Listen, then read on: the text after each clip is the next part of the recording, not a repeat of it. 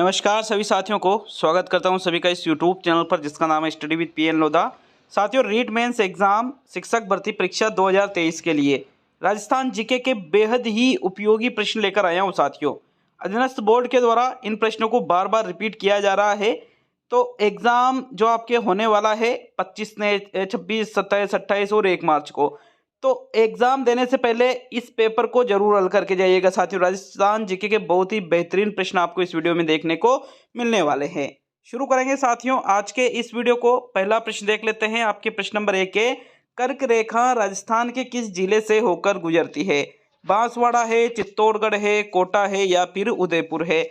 तो इनमें से जो जिला जहां से कर्क रेखा होकर के गुजरती है साथियों राजस्थान में, वो कौन सा जिला है? तो भाई आपके जो पहला विकल्प है, बिल्कुल दिए गए विकल्पों में से बांसवाड़ा में से कर्क रेखा होकर राजस्थान में गुजरती है। पहला विकल्प आपके पहले प्रश्न का बिल्कुल सही आंसर है। चलिए आगे बढ़ेंगे साथियों प्रश्न संख्या 2 की तरफ। तो दूसरा प्रश्न देख लेते हैं। राजस्थान में संयुक्त वन प्रबंधन कब प्रारंभ हुआ? 1990 में, 1993, 1992 या सन 1991 में? तो दूसरे प्रश्न का आंसर देख लेते हैं साथियों। देखो, संयुक्त वन प्रबंधन की बात प्रश्न नंबर 2 में पूछी गई है और संयुक्त वन प्रबंधन जो है ये राजस्थान में सन 1991 में प्रारंभ हुआ था। तो चौथा विकल्प आपके प्रश्न संख्या 2 का सही आंसर है साथियों। देखिए, ये जो संयुक्त वन प्रबंधन है इसके अंतर्गत एक पुरस्कार प्रदान किया जाता है साथियों। वनों की रक्षा के लिए इसका आरंभ किया गया था। कब? सन 1900 आपके दूसरे प्रश्न में 1991 में। चौथा विकल्प आंसर है साथियों। नेक्स्ट प्रश्न संख्या 3 की ओर बढ़ेंगे। तीसरा प्रश्न है, मरुस्थलीय विकास कार्यक्रम कब आरंभ हुआ था? 1973, 74, 74, 75, 77, 78 या 1999, 2000? देखो, इस क्वेश्चन को कई बार पूछा जा चुका है। मरुस्थलीय विकास कार्यक्रम के बारे में पूछे तो आपका उत्तर क्या रहेगा साथियों? भाई, मरुस्थलीय जो विकास कार्यक्रम है इसका आरंभ सन 1977-78 में हुआ था। कब हुआ था? सन 1977-78 में। तो तीसरे प्रश्न का जो तीसरा विकल्प है बिल्कुल सही आंसर है साथियों। ये जो मरुस्थल विकास कार्यक्रम जो है ये गवर्नमेंट के द्वारा, भारत सरकार के द्वारा राष्ट्रीय कृषि आयोग की सिफारिशों पर इसका आरंभ किया गया था। कब किया गया था? 1977-78 में। नेक्स्ट ये प्रश्न संख्या 4 की ओर बढ़ेंगे साथियों। तीसरे में तीसरा विकल्प सही है आपके, ठीक है। प्रश्न नंबर 4 को देख लेते हैं साथियों। चौथा प्रश्न देखेंगे, इनमें से कौन सी मृदा राजस्थान में कपास फसलों के उत्पादन हेतु सर्वाधिक उपयुक्त है? मिश्रित लाल एवं पीली मृदा, भूरी जलोढ़ मृदा, मध्यम काली मृदा और लाल लोमी मृदा? देखो, एग्जाम आपके बिल्कुल आ ही चुके हैं, एग्जाम चल रहे हैं, यूं मान के चलो आप। तो बिल्कुल आराम से नॉर्मल होकर के साथियों, ज़्यादा स्ट्रेस नहीं लेना है। जो क्वेश्चन आता जाता है उसको करते जाना, बिल्कुल कोई दिक्कत वाली बात नहीं है। ऐसा नहीं है कि शुरू में 2-4 क्वेश्चन नहीं आए तो करो यार मुझे तो कुछ नहीं आ रहा, कोई टेंशन लेने वाली बात नहीं है। आगे जो प्रश्न रहेंगे वो आपको 100% आएंगे। तो चाहे आप किसी भी प्रकार से किसी भी लेवल का चाहे आप एग्जाम दे रहे हो, लेवल 1 हो, लेवल 2 हो, आपके कोई सा भी सब्जेक्ट हो, बिल्कुल हमने तैयारी की है, अच्छे से तैयारी की है। खुद पर विश्वास रखिएगा। जिन किताबों को पढ़ा है उन पर विश्वास रखिएगा। जिन गुरुजनों से आपने पढ़ा है उन पर विश्वास रखिएगा साथियों। निश्चित रूप से आपका सिलेक्शन जरूर होगा। तो अच्छे से तैयारी करके आपने तैयारी कंप्लीट की है और अच्छे से पेपर जरूर दीजिएगा। और साथियों, एक विशेष ध्यान रखना है कि समय से पहले ही आपको वहां पर पहुंच जाना है। जैसे कल आपके 9:30 बजे से पेपर स्टार्ट है तो आपको वहां पर 7 बजे पहुंच जाना है सुबह। इसका विशेष ध्यान रखना आप, ठीक है। इनमें से कौन सी मृदा राजस्थान में कपास फसलों के उत्पादन हेतु सर्वाधिक उपयुक्त है? मिश्रित लाल एवं पीली मृदा, भूरी जलोढ़ मृदा, मध्यम काली मृदा और लाल लोमी मृदा? तो जो मिट्टी कपास फसल के लिए सर्वाधिक उपयुक्त मानी जाती है वो इनमें से कौन सी मिट्टी है साथियों? मध्यम काली मिट्टी कपास के लिए सबसे बेहद उपयोगी मानी जाती है। थर्ड विकल्प आपके चौथे प्रश्न का भी सही आंसर है। नेक्स्ट ये प्रश्न नंबर 5 की ओर बढ़ेंगे साथियों। पांचवा प्रश्न देख लेते हैं। अच्छा, आज जाके ही एग्जाम सेंटर बिल्कुल कंफर्म कर लीजिएगा कि ये आपका एग्जाम सेंटर है, बिल्कुल कंफर्म कर लेना इस चीज को। और कल सुबह 7 बजे वहां उपलब्ध हो जाना चाहिए किसी भी हालत में, कोई बहाना नहीं, खुद के लाइफ से जुड़ा हुआ सवाल है साथी हुई है। पांचवा प्रश्न देखेंगे तो लेवा तालाब नामक वर्षाजल संग्रहण संरचना किस जिले में स्थित है? कोटा में, बारा में, बूंदी में या भीलवाड़ा जिले में? तो भाई, जो लेवा तालाब नामक वर्षा जल संग्रहण है ये जो राजस्थान के जिस जिले में है, कौन से जिले में है लेवा तालाब? तो हो सकता है कुछ जगह आपको जालोर देखने को मिले, लेकिन इसका आंसर 12 रहेगा भाई। लेवा तालाब जो है ये लेवा तालाब नामक वर्षा जल संग्रहण संरचना राजस्थान के 12 जिले में है मित्रों। पांचवें प्रश्न का दूसरा विकल्प आपका आंसर है। नेक्स्ट प्रश्न संख्या 6 की ओर बढ़ते हैं। तो छठा प्रश्न देख लेंगे। राजस्थान में बीड़ स्थानीय नाम है, चरागाह का स्थानीय नाम है, कंटीले वन का स्थानीय नाम है, तिलहन का स्थानीय नाम है या खाद्यान्न का स्थानीय नाम है। तो भाई जो बीड़ शब्द है, बीड़ शब्द का प्रयोग कंटीले वन, तिलहन या खाद्यान्न के लिए नहीं किया जाता, बल्कि चरागाह जो भूमि होती है इसके लिए बीड़ शब्द का प्रयोग किया जाता है राजस्थान में। तो विकल्प नंबर 1 आपके छठे प्रश्न का बिल्कुल सही उत्तर होगा साथियों। नेक्स्ट प्रश्न संख्या 7 की ओर बढ़ेंगे। चलिए 7वां प्रश्न देख लेते हैं। प्रश्न नंबर 7, गांधी सागर और राणा प्रताप सागर बांध इनमें से किस नदी पर अवस्थित है? माही नदी, चंबल नदी, बनास नदी या साबरमती नदी। तो दो बांधों के नाम है, एक तो है आपके गांधी सागर और एक है राणा प्रताप सागर। साथियों टोटल 4 बांध बने हुए हैं, किस नदी पर? चंबल नदी पर। उसी के अंतर्गत ये गांधी सागर और राणा प्रताप सागर भी आता है। तो बिल्कुल ये दोनों ही बांध जो है ये किस नदी पर स्थित है? चंबल नदी पर स्थित है। दूसरा विकल्प आपके प्रश्न नंबर 7 का सही आंसर है। चलिए आगे बढ़ेंगे साथियों प्रश्न संख्या 8 की ओर। तो 8वां प्रश्न देख लेंगे साथियों। इनमें से कौन सा वन क्षेत्र उड़न गिलहरी के लिए प्रसिद्ध है? माउंट आबू, ताल छापर, केला देवी या सीता माता। तो जो वन क्षेत्र उड़न गिलहरी के लिए जाना जाता है, बहुत शानदार प्रश्न साथियों, कौन सा वन क्षेत्र है? तो बिल्कुल सीता माता वन्य जीव अभ्यारण्य जो है, यहाँ पर उड़न गिलहरी, उड़ने वाली गिलहरियां देखने को मिलती है। तो यहाँ आपके चौथा विकल्प 8वें प्रश्न का आंसर होगा। नेक्स्ट ये प्रश्न संख्या 9 की ओर बढ़ेंगे साथियों। 9वां प्रश्न देख लेते हैं। ऑपरेशन फ्लड कार्यक्रम किससे संबंधित है? आपदा प्रबंधन से, नदी जल संवर्धन से, वनीकरण से या दुग्ध उत्पादन से। तो ऑपरेशन फ्लड का संबंध प्रश्न नंबर 9 में पूछा गया है। मित्रों ऑपरेशन फ्लड का संबंध वनीकरण, नदी जल संवर्धन या आपदा प्रबंधन से नहीं है, बल्कि ऑपरेशन फ्लड कार्यक्रम का संबंध तो किससे है? दूध के उत्पादन से है साथियों। 9वें प्रश्न का चौथा आंसर रहेगा। नेक्स्ट प्रश्न नंबर 10 की ओर बढ़ेंगे। 10वां प्रश्न, रोजा भाकर शिखर राजस्थान के इनमें से किस जिले में स्थित है? जालौर जिले में, कोटा जिले में, अलवर जिले में और जयपुर जिले में। तो देखो ये जो प्रश्न है बहुत सारे विद्यार्थियों ने कभी देखा तक नहीं होगा। इस प्रश्न को याद रखना है साथियों। रोजा भाकर शिखर का नाम एग्जाम में पूछा जा रहा है वर्तमान में, और रोजा भाकर शिखर जो है ये राजस्थान के कौन से जिले में पड़ता है? जालौर जिले में पड़ता है साथियों। विकल्प नंबर 1 आपके 10वें प्रश्न का आंसर है। चलिए आगे बढ़ेंगे प्रश्न संख्या 11 की ओर। तो 11वां प्रश्न देख लेते हैं। इनमें से किस जिले में सेम की समस्या है? पाली जिले में, अलवर जिले में, जयपुर जिले में या हनुमानगढ़ जिले में। तो राजस्थान का वह जिला जहां पर सेम की समस्या है भाई वो पाली, अलवर या जयपुर जिला नहीं है। सेम की समस्या साथियों जो नहर वाला क्षेत्र होता है, जैसे गंग नहर, बिल्कुल इसके आसपास का जो क्षेत्र है सेम की समस्या से ग्रस्त है। तो यहाँ पर आपके जो हनुमानगढ़ जिला है बिल्कुल इसमें सेम की समस्या उत्पन्न होती है। चौथा विकल्प आपके प्रश्न संख्या 11 का सही आंसर होगा। नेक्स्ट 12वें प्रश्न की ओर बढ़ेंगे साथियों। प्रश्न संख्या 12 है। राजस्थान के इनमें से किस क्षेत्र में उष्णकटिबंधीय कंटीले वन मिलते हैं? सिरोही में, बांसवाड़ा में, चूरू में या कोटा में। तो किस प्रकार के वनों की बात की जा रही है मित्रों? उष्णकटिबंधीय कंटीले वन। कैसे वन? उष्णकटिबंधीय कंटीले वन राजस्थान के जिस क्षेत्र में मिलते हैं वो इनमें से कौन सा क्षेत्र है? आपके सिरोही में नहीं, बांसवाड़ा में नहीं, ना ही कोटा में, बल्कि उष्णकटिबंधीय कंटीले वन राजस्थान में चूरू में मिलेंगे यहाँ पर दिए गए विकल्पों में से। थर्ड विकल्प आपके 12वें प्रश्न का आंसर है मित्रों। प्रश्न संख्या 13 को देखेंगे। तो चलिए 13वां प्रश्न, राजस्थान की इनमें से कौन सी झील राष्ट्रीय झील संरक्षण कार्यक्रम NLCP के अंतर्गत नहीं आती है? मानसागर झील, आना सागर झील, पुष्कर झील और बजाज सागर झील।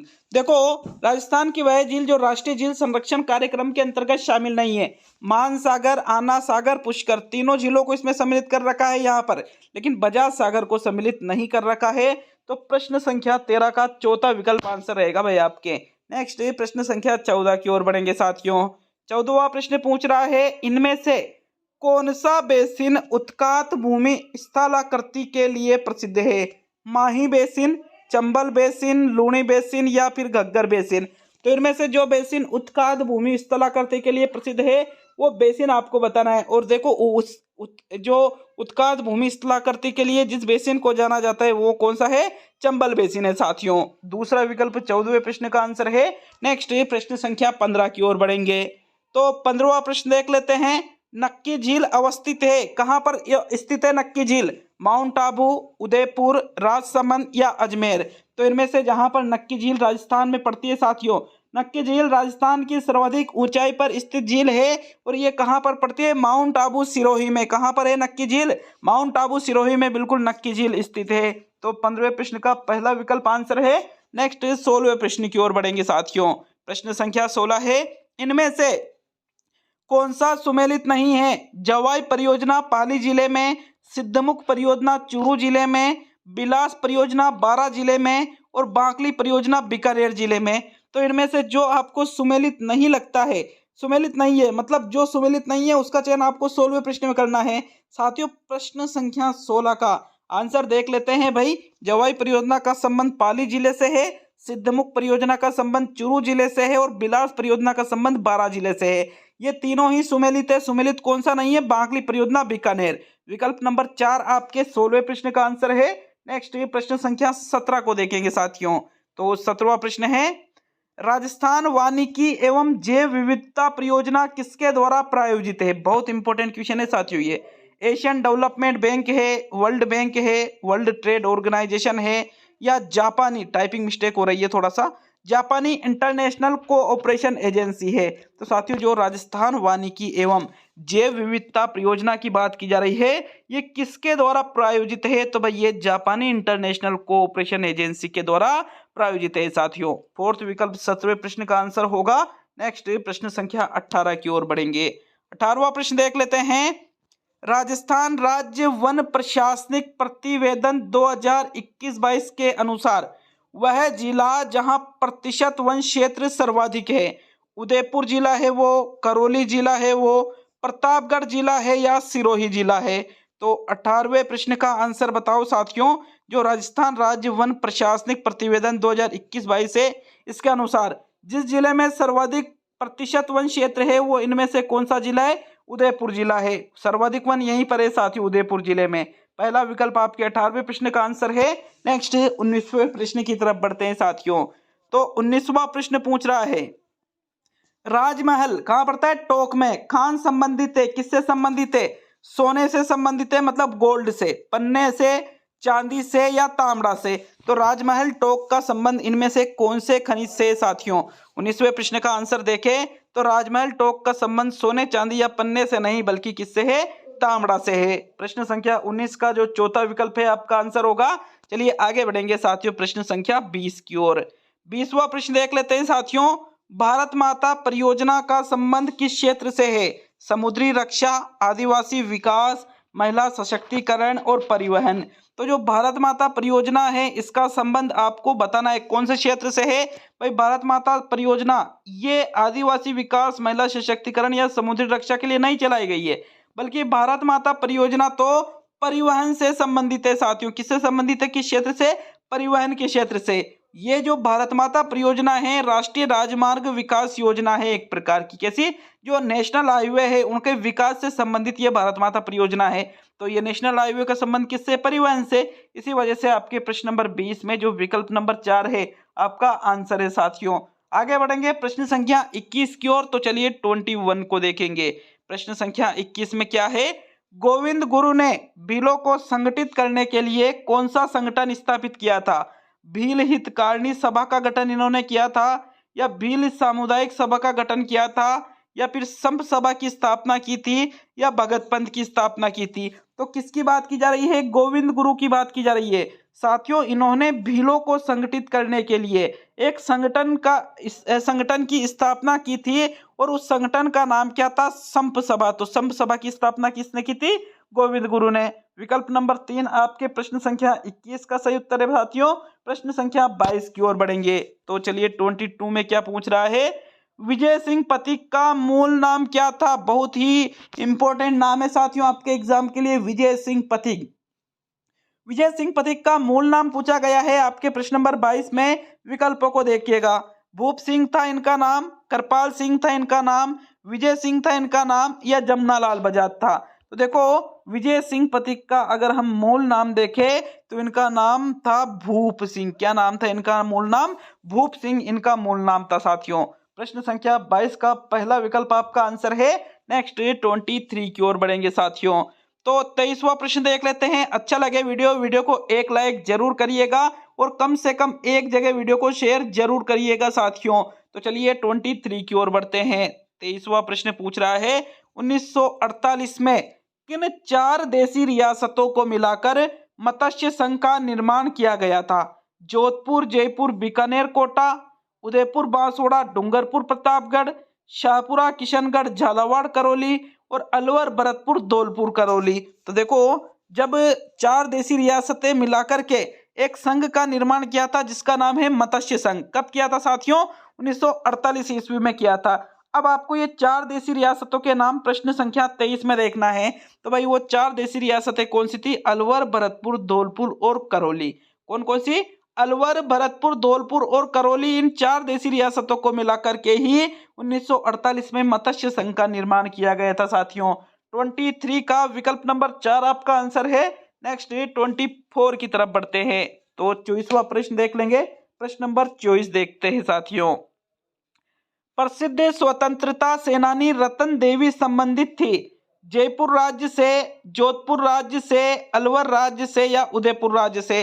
तो जो स्वतंत्रता सेनानी प्रसिद्ध रतन देवी है, इनका संबंध 24 में पूछा गया है। 24वें प्रश्न का उत्तर बताओ साथियों। प्रश्न संख्या 24 में आंसर देख लेते हैं। भाई रत्ना देवी का जो संबंध है ये किससे था? जयपुर राज्य से था साथियों। विकल्प नंबर 1 आपके 24 का आंसर है। नेक्स्ट 25 की तरफ बढ़ेंगे। तो चलिए 25वां प्रश्न देख लेते हैं। प्रश्न संख्या 25 में क्या है? करौली का केला देवी मंदिर किस नदी के किनारे स्थित है? काली सिंध नदी के किनारे स्थित है, पार्वती नदी के किनारे है, काली सील नदी के किनारे है या बामरी नदी के किनारे है? तो बामरी और पार्वती तो आपका आंसर नहीं है। भाई देखो, एक काली सिंध नदी अलग है और एक काली सील नदी अलग है। दोनों में कंफ्यूज नहीं होना है। काली सिंध अलग है और काली सील। ये काली सिंध तो आपके इधर हाड़ौती की तरफ है, और अगर हम बात करें काली सील, बिल्कुल ये करौली जो है साथियों, करौली का केला देवी मंदिर इसी नदी के किनारे स्थित है। किस नदी के किनारे? काली सील नदी के किनारे। 25वें में तीसरा विकल्प आपका आंसर है। नेक्स्ट 26 की ओर बढ़ेंगे साथियों। तो 26वां प्रश्न देख लेते हैं। इनमें से कौन सा दुर्ग कुंभा द्वारा निर्मित नहीं है? कुंभलगढ़ दुर्ग, बसंती दुर्ग, मचान दुर्ग या गागरोन दुर्ग? तो इनमें से जिस दुर्ग का निर्माण महाराणा कुंभा ने नहीं करवाया था वो इनमें से कौन सा दुर्ग है साथियों? देखो, कुंभा द्वारा जो निर्मित दुर्ग नहीं है, कुंभलगढ़ का निर्माण भी कुंभा ने करवाया, बसंती दुर्ग भी इन्होंने बनवाया था और मचान दुर्ग भी बनवाया था। लेकिन गागरोन दुर्ग जो झालावाड़ में जल दुर्ग है, इसका निर्माण कुंभा द्वारा नहीं करवाया गया था साथियों। 26वें प्रश्न का चौथा विकल्प आपका आंसर रहेगा साथियों। नेक्स्ट 27 की ओर बढ़ते हैं। तो चलिए 27वां प्रश्न देख लेंगे। प्रश्न संख्या 27। राजस्थान के कौन से प्रसिद्ध संत बीकानेर के कतरियासर से संबंधित है? हरिदास जी, सिद्ध जसनाथ जी, जाम्बो जी या दरियाव जी? तो राजस्थान के प्रसिद्ध संत जिनका संबंध किससे? कतरियासर बीकानेर से है साथियों। वो प्रसिद्ध संत इनमें से कौन से है? भाई संत जसनाथ जी जो है, इनका संबंध ही कतरियासर बीकानेर से है मित्रों। 27 का विकल्प नंबर 2 आपका आंसर है। नेक्स्ट 28 की ओर बढ़ेंगे। तो 28वां प्रश्न देख लेते हैं। कोटा के किस शासक के काल से शिकार के दृश्य कोटा चित्रकला शैली की विशेषता बन गई? राय माधो सिंह, राजा उम्मेद सिंह, राजा राम सिंह और महाराजा भीम सिंह? तो कोटा का वह शासक जिसके काल से साथियों जो शिकार के दृश्य है वो कोटा चित्र शैली की विशेषता बन गई। तो साथियों ये जिस शासक के शासनकाल में ऐसा हुआ था उनका नाम क्या है? राजा उम्मेद सिंह। किनके शासनकाल से ऐसा हुआ? राजा उम्मेद सिंह के शासनकाल से। सेकंड विकल्प आपके 28 का आंसर है। चलिए 29 की ओर बढ़ेंगे साथियों। तो 29वां प्रश्न देख लेते हैं। परबतसर का मेला किस लोक देवता की स्मृति में आयोजित किया जाता है? लोक देवता तेजा जी, पाबू जी, गोगा जी या रामदेव जी? तो परबतसर नागौर का जो मेला है साथियों, परबतसर नागौर का मेला तेजा जी की स्मृति में आयोजित किया जाता है। किस लोक देवता की स्मृति में आयोजित किया जाता है? तेजा जी की स्मृति में। पहला विकल्प आपके प्रश्न संख्या 29 का आंसर है साथियों। चलिए आगे बढ़ेंगे प्रश्न संख्या 30 की ओर। टोटल प्रश्नों की संख्या 45 है आज। तो चलिए 30वां प्रश्न देखेंगे। इनमें से कौन सा राजप्रसाद छीतर पैलेस के नाम से विख्यात है? बिजोलाई महल, उम्मेद भवन पैलेस, शिव निवास पैलेस और जल महल पैलेस? तो इनमें से जो राजप्रसाद छीतर पैलेस के नाम से विख्यात या प्रसिद्ध है, छीतर पैलेस के नाम से किसको जाना जाता है साथियों? इनमें से जो उम्मेद भवन पैलेस है, कौन सा? उम्मेद भवन पैलेस, बिल्कुल इसी को छीतर पैलेस के नाम से भी जाना जाता है। 30वें प्रश्न का दूसरा विकल्प आपका आंसर होगा। नेक्स्ट 31 की ओर बढ़ेंगे साथियों। देखिए अंतिम समय में ये जो इस प्रकार से आप रिवीजन कर रहे हो आपके एग्जाम के लिए बेहद उपयोगी चीजें साबित होंगी साथियों। ये आज का तीसरा वीडियो है, ये प्रश्न संख्या 31 को देख लेते हैं। तो 31 है, चांद बावड़ी राजस्थान में कहां पर स्थित है? आमेर में, सीकर में, आबानेरी में या भानगढ़ में? तो भाई देखो आमेर जयपुर, क्या चांद बावड़ी आमेर जयपुर में है? जी नहीं। भानगढ़ अलवर में है? जी नहीं। सीकर में नहीं, बल्कि आबानेरी दौसा, कहाँ आबानेरी कहाँ पड़ता है? दौसा में पड़ता है। बिल्कुल मित्रों, आबानेरी दौसा में ही चांद बावड़ी राजस्थान में स्थित है। तो 31वें प्रश्न का तीसरा विकल्प आंसर होगा। नेक्स्ट 32वें प्रश्न की ओर बढ़ेंगे साथियों। चलिए प्रश्न संख्या 32 को देख लेते हैं। बिल्कुल ईमानदारी से कमेंट करना 45 में से कितने प्रश्नों को आज आप सही कर पाए हो साथियों। तो चलिए 32 की ओर बढ़ेंगे। प्रश्न संख्या 32 है, स्वतंत्रता सेनानी सागरमल गोपा कहाँ के निवासी थे? बीकानेर के, अजमेर के, जैसलमेर के और जोधपुर के। साथियों स्वतंत्रता सेनानी किसकी बात की जा रही है? सागरमल गोपा की बात की जा रही है, जिनको जैसलमेर की जेल में जिंदा जला दिया गया था साथियों। इस स्वतंत्रता सेनानी को इन्होंने एक पुस्तक लिखी थी, जैसलमेर का गुंडा राज। किसने लिखी थी? सागरमल गोपा ने। और बिल्कुल जैसलमेर के ये निवासी थे। तो तीसरा विकल्प आपके 32वें प्रश्न का आंसर है। नेक्स्ट 33 की ओर बढ़ेंगे साथियों। 33वां प्रश्न देख लेते हैं। प्रश्न नंबर 33, राजस्थान में 1857 के विद्रोह का प्रथम संघर्ष कहाँ हुआ था? एरिनपुरा में, नसीराबाद में, डूंगरपुर में या उदयपुर में? तो राजस्थान में 1857 के विद्रोह की शुरुआत पूछी गई है साथियों। 1857 का जो विद्रोह हुआ था राजस्थान में सबसे पहले कहाँ हुआ था? नसीराबाद में हुआ था साथियों। कहाँ हुआ था? नसीराबाद में ही। दूसरा विकल्प आपके 33 का आंसर है। नेक्स्ट 34 की तरफ बढ़ेंगे साथियों। तो चलिए 34वां प्रश्न देख लेते हैं। प्रश्न नंबर 34, प्रश्न संख्या 34 क्या है? पृथ्वीराज चौहान तृतीय का समकालीन चंदेल शासक कौन था? जयचंद, महेंद्र वर्मा, परमर्दी देव और यशो वर्मा। देखो पृथ्वीराज चौहान तृतीय की बात की जा रही है साथियों। इनके समकालीन जो चंदेल शासक था उसका नाम आपको 34 में बताना है। और पृथ्वीराज चौहान तृतीय के समकालीन चंदेल शासक इनमें से कौन था? आपके परमर्दी देवता साथियों। तीसरा विकल्प 34 का आंसर है। नेक्स्ट 35 की तरफ बढ़ेंगे मित्रों। तो 35वां प्रश्न देख लेंगे। प्रश्न नंबर 35, अजमेर नगर की स्थापना से पहले अजमेर के चौहान शासकों की राजधानी कौन सी थी? जालोर थी, सांबर थी, सिरोही थी या रणथंभौर थी? तो देखो जब अजमेर नगर की स्थापना नहीं की गई थी उससे पहले अजमेर के जो चौहान थे साथियों इनकी राजधानी पूछी गई है। तो अजमेर नगर की स्थापना करने से पहले अजमेर के चौहान शासकों की राजधानी क्या थी? शाकंभरी या सांबर। विकल्प नंबर 2 आपके प्रश्न संख्या 35 का बिल्कुल सही उत्तर है। नेक्स्ट प्रश्न संख्या 36 की तरफ बढ़ते हैं साथियों। तो 36 को देखेंगे भाई। 36वें प्रश्न में क्या है आपके देख लेते हैं। प्रश्न नंबर 36, 11 जून 1681 में औरंगजेब के बागी पुत्र अकबर को दुर्गादास किस मराठा सरदार के दरबार में कोंकण साथ ले गया? शिवाजी, साहूजी, संभाजी और पेशवा बाजीराव। तो देखो प्रश्न संख्या 36 का आंसर देखे तो दुर्गादास इनको कहां पर ले गया था? संभाजी के पास लेके गया था साथियों, कोंकण में। थर्ड विकल्प आपके प्रश्न नंबर 36 का आंसर है। नेक्स्ट प्रश्न संख्या 37 की ओर बढ़ेंगे। चलिए 37 को देख लेते हैं। प्रश्न संख्या 37 में क्या है? इनमें से कौन सा मंदिर चित्तौड़गढ़ दुर्ग में स्थित नहीं है? चामुंडा माता का मंदिर, सातविश देवरी, समिदेश्वर मंदिर और तुलजा भवानी मंदिर। तो इनमें से जो मंदिर चित्तौड़गढ़ के दुर्ग में स्थित नहीं है वो मंदिर आपको प्रश्न नंबर 37 में बताना है साथियों। सातविश देवरी, समिदेश्वर मंदिर और तुलजा भवानी मंदिर ये कहाँ पड़ता है? चित्तौड़गढ़ दुर्ग में। लेकिन चामुंडा माता का मंदिर चित्तौड़गढ़ में नहीं है। चामुंडा माता का मंदिर कहाँ पर पड़ता है? मेहरानगढ़ दुर्ग जोधपुर में पड़ता है। कहाँ पर? मेहरानगढ़ में पड़ता है साथियों। विकल्प नंबर 1 आपके प्रश्न संख्या 37 का आंसर है। चलिए आगे बढ़ेंगे प्रश्न संख्या 38 की तरफ। तो 38 को देख लेते हैं मित्रों। प्रश्न नंबर 38 में क्या पूछ रहा है देखते हैं। प्रश्न संख्या 38 है, बीकानेर चित्रशैली में किस बीकानेर शासक के समय उस्ता परिवार ने हिंदू कथाओं को आधार बनाकर बहुत चित्र बनाए थे? करणी सिंह, राय सिंह, अनूप सिंह और जैत सिंह। तो देखो बीकानेर चित्रशैली की बात की जा रही है। जिस बीकानेर शासक के समय उस्ता परिवार ने हिंदू कथाओं को आधार बनाकर बहुत सारे चित्र बनाए गए थे, वो इनमें से कौन सा शासक है साथियों जिसके शासनकाल में ऐसा हुआ था? भाई उसका नाम है अनूप सिंह। क्या नाम है उसका? अनूप सिंह। तीसरा विकल्प आपके 38 का आंसर है। नेक्स्ट 39 की ओर बढ़ते हैं साथियों। 39वां प्रश्न देख लेंगे। इनमें से कौन वंश भास्कर का लेखक है?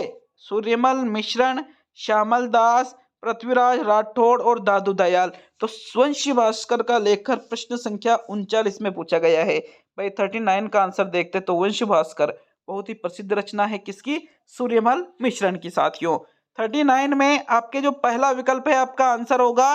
चलिए 40वें प्रश्न को देखेंगे साथियों। प्रश्न संख्या 40 में क्या पूछ रहा है आपसे? तो 40वां प्रश्न, मारवाड़ शैली के साहित्यिक रूप को क्या कहा जाता है? पिंगल कहा जाता है, डिंगल कहा जाता है, अपभ्रंश के नाम से जाना जाता है या ब्रिज के नाम से जाना जाता है? साथियों प्रश्न संख्या 40 का आंसर बताओ भाई। मारवाड़ शैली का जो साहित्यिक रूप है इसको पिंगल नहीं कहेंगे, बल्कि मारवाड़ शैली के साहित्यिक रूप को डिंगल के नाम से जाना जाता है। किस नाम से? डिंगल के नाम से। 40वें प्रश्न का दूसरा विकल्प आंसर होगा आपके। नेक्स्ट 41 की तरफ बढ़ते हैं साथियों। तो 41वां प्रश्न देखते हैं। प्रश्न नंबर 41, किस हिंदू महीने में गणगौर का त्योहार मनाया जाता है?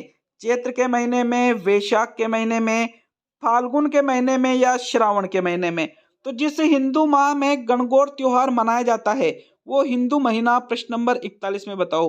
वैशाख, फाल्गुन, श्रावण या चैत्र?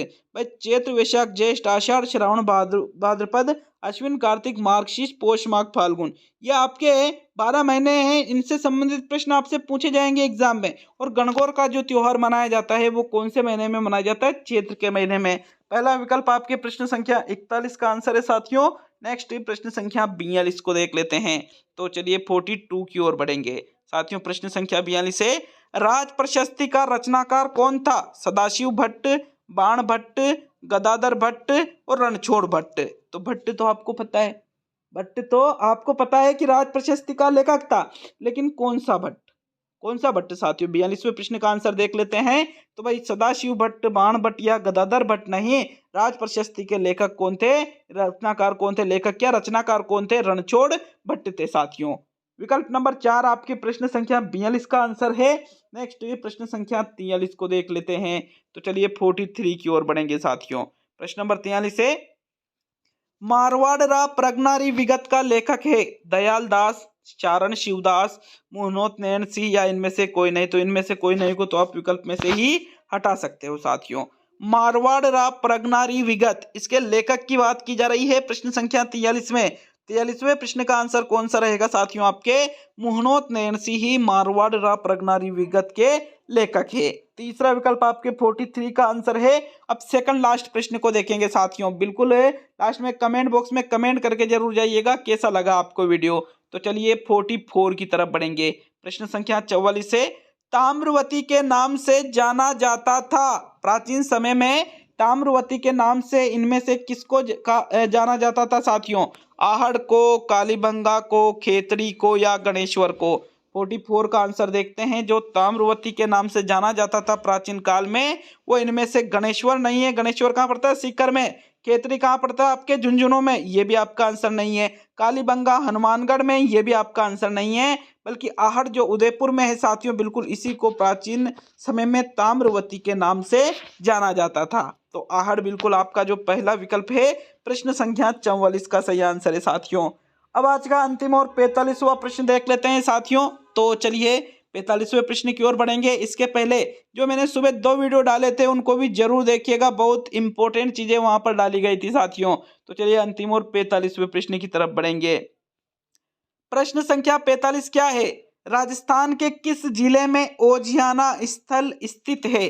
गंगानगर जिले में, भीलवाड़ा जिले में, उदयपुर जिले में या राजसमंद जिले में? तो राजस्थान के जिस जिले में ओजियाना स्थल स्थित है वो जिला आपको प्रश्न संख्या 45 में देखना है साथियों। 45 का आंसर देखें तो ओजियाना आपके राजसमंद, उदयपुर या गंगानगर में नहीं पड़ता है। ओजियाना स्थल कहाँ पर पड़ता है? आपके भीलवाड़ा में पड़ता है साथियों। विकल्प नंबर जो 2 है आपके प्रश्न संख्या 45 का सही आंसर है। तो ये जीके का पेपर कंप्लीट होता है साथियों। मिलते हैं अगले वीडियो में। बिल्कुल बेस्ट ऑफ लक सभी स्टूडेंट्स को। अच्छे से पेपर देना, अपना और अपने परिवार का, अपने माँ बाप का और अपने साथियों गुरुजनों का नाम रोशन करिएगा। बेस्ट ऑफ लक सभी स्टूडेंट्स को।